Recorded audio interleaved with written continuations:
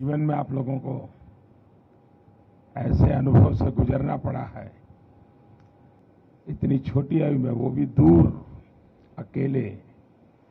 मैं कल्पना कर सकता हूं कि किस प्रकार की मानसिक परिस्थिति से आपको गुजरना पड़ा होगा। कठिनाइयों के बीच भी हम ठीक से अभी इवैक्यूएशन कर पा रहे हैं। हम लोग तो उम्मीद भी छोड़ दिए थे कि वापस इंडिया जा पाएंगे, क्योंकि 2 मार्च की हम लोग की फ्लाइट थी जो कि कैंसिल हो गई थी। जब इंडियन एम्बेसी और गवर्नमेंट वर्क किए तो हम लोग को एक नया उम्मीद मिला कि वापस इंडिया जा पाएंगे। All thanks to Indian government. I don't think कि विदाउट इंडियन गवर्नमेंट हेल्प हम इंडिया वापस सेफली आ पाते। हमारी इंडियन गवर्नमेंट ने बहुत अच्छी सुविधाएं दी। हमारे लिए फ्लाइट्स अवेलेबल थे, हमें एयरपोर्ट जाने का एकदम आराम से सुविधाएं मिली, खाने पीने कोई दिक्कत नहीं हुआ। अब बहुत अच्छे से हमारे बाकी सारे स्टूडेंट जो फंसे हुए थे वो कल भी लैंड कर गए हैं, कुछ आज लैंड कर गए हैं। थैंक यू मोदी सर, हम लोगों ने बहुत आराम से हम वहाँ से निकल गए हैं। बॉर्डर क्रॉस करने के बाद इंडियन एम्बेसी ने हमें बहुत ही सुरक्षित तरीके से हमारे कंट्री में पहुंचाया। तो मैं हमारे प्रधानमंत्री नरेंद्र मोदी जी यानी कि आपका बहुत ही धन्यवाद कहना चाहूँगी कि आपने मुझे मेरे घर तक सुरक्षित पहुंचाया, और मुझे विश्वास है कि और भी जो बच्चे फंसे हैं आप उन्हें भी जल्द से जल्द उनके घर पहुंचा देंगे। सर 24 तारीख को जब अटैक हुआ तो हमें लगा था कि हम यहाँ से अपने देश वापस नहीं जा पाएंगे, और सर 2 रात हम ऐसे गुजारे जैसे लगा है कि हम मौत को कितने करीब से देख चुके हैं। बट सर मुझे गर्व है कि मैं भारत देश का वासी हूँ, और गर्व है मुझे यहाँ के सरकार पे, शराब पे। और सर सबसे ज्यादा गर्व मुझे महसूस होता है अपने तिरंगे पर। जब हम इवैक्यूएशन से आ रहे तो हमें ऐसी नोटिस मिली थी कि आप अपने बस के आगे और खिड़कियों पे तिरंगे को लगा दीजिए, ताकि जब रशियन आर्मी देखेगी तो आपके केवल तिरंगे से वो आपको टच भी नहीं करेगी। और इस तरह मेरे लिए बहुत बड़ी बात है कि मैं ऐसे महान देश में पैदा हुआ। उस ड्यूरेशन में हमारे पास कोई होप नहीं था, और single hope only is this कि हमारा government and first of all sir specially you sir भगवान के बाद अगर घर में नाम लिया जा रहा था तो सर वो आप थे। मोदी जी हमें बचा लेंगे, अब जो भी कर सकते हैं मोदी जी कर सकते हैं। अब इससे बड़ा हम कुछ कह ही नहीं सकते सर। पेरेंट्स सब होप खो देते हैं सर, क्योंकि हमें बचाने के लिए हमारे पेरेंट्स कुछ भी कर सकते हैं, पर उस सिचुएशन में sir parents can't do anything, and that time they are all wishing from God and they are always, I have no word sir. घर में 100 बार नाम सिर्फ आपका लिया जाता था कि मोदी जी कुछ कर लेंगे, वो ही कुछ कर सकते हैं, अब कोई कुछ नहीं कर सकता। First of all I would like to say that पहली बार हमने इंडियन झंडे की ताकत देखी।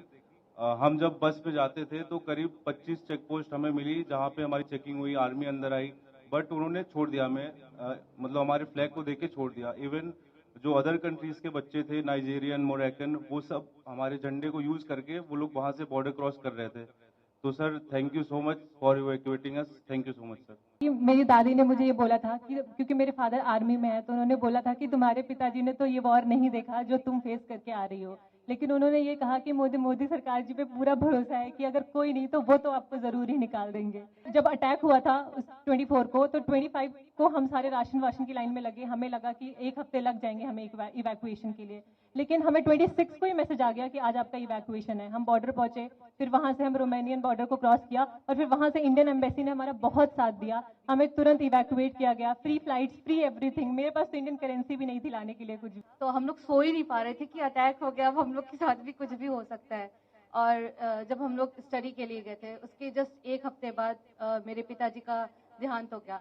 तो उसके बाद मेरी मम्मी इतना ज्यादा पैनिक होती थी हमेशा कि तुम कब आओगी, कैसे आओगी, अब मैं कुछ कर भी पाऊंगी कि नहीं कर पाऊंगी। तो उनके पैनिक होने से मैं भी पैनिक हो जाती थी। तो जैसे ही उनको पता चला कि सरकार ने इतना इंतजाम किया है, आ जाऊंगी, जैसे ही उन्होंने मुझे देखा, आपको इतनी दुआएं दी हैं, इतनी दुआएं दी हैं कि आप हमेशा खुश रहे, आप हमेशा जिए। उसके बाद हम लोग को जरा सी भी दिक्कत कहीं भी महसूस नहीं हुई। हमारा इंडिया इतना अच्छा है कि हमारे फ्लैग के जरिए दूसरे नेशंस के लोग निकल रहे हैं। तो thank you so much sir, thank you so much.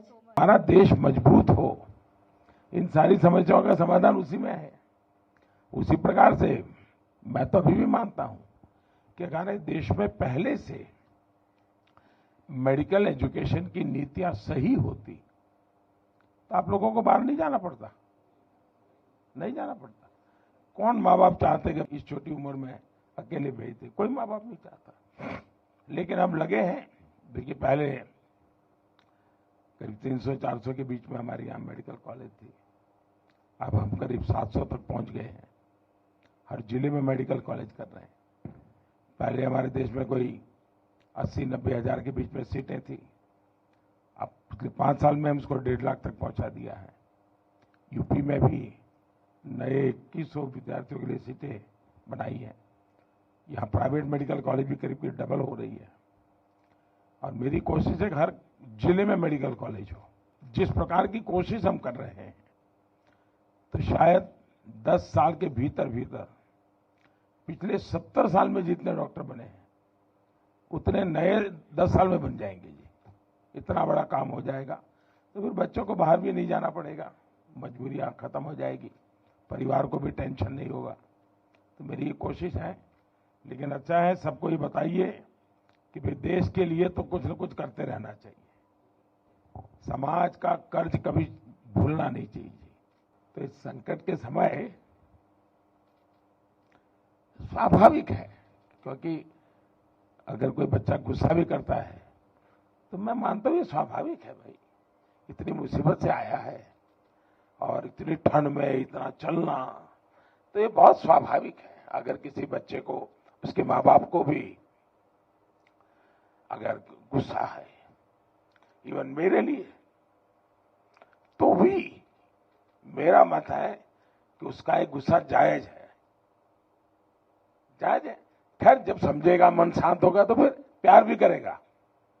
चलिए, बहुत बहुत धन्यवाद। आपके परिवार को भी मेरी बहुत शुभकामनाएं।